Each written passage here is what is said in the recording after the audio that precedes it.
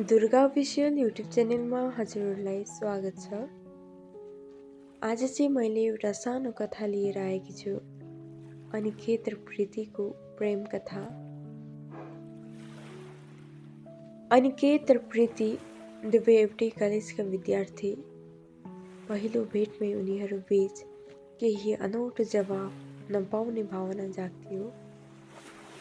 Class सकिएपछि एउटै केफेमा बस्ने, नोट्स साट्ने, साना साना खुसीहरू बाँड्ने क्रमले उनीहरूको सम्बन्ध गहिरिँदै गयो।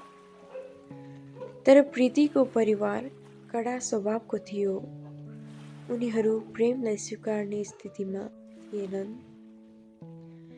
एक दिन प्रीतिलाई घर फर्कन साथ विवाहको कुरा उठाइयो। उसले मनभित्रको प्रेम रुँदै रुँदै दबाइदिइन्। अनिकेतले फोन गरिरहे तर प्रीतिले उठाउन सकिनन्। अन्ततः उसले सन्देश पठाइन्, "म बाध्य छु, माफ गर।" त्यो छोटो लाइनले अनिकेतको संसार नै चकनाचुर बनायो। केही महिनासम्म उसले कलेज जाने मनोबल पनि जुटाउन सकेनन्। समय बदलिँदै गयो। 1 वर्षपछि वर्षाका 4वटा बुँदले सडक भिजाइरहेको थियो। त्यही बीच प्रीति कलेजतिर आइन्।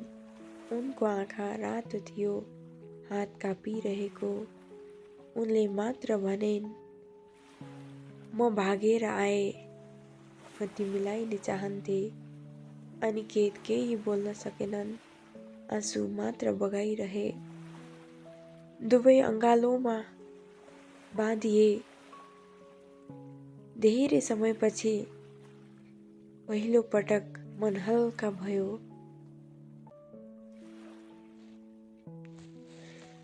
जीवनले कति कठोर मोड ल्याउँछ, तर साँचो प्रेमले फेरि बाटो खोजेर ल्याइदिन्छ। अब उनीहरूले डर होइन, साहसका साथ भविष्य बनाउने कसम खाए।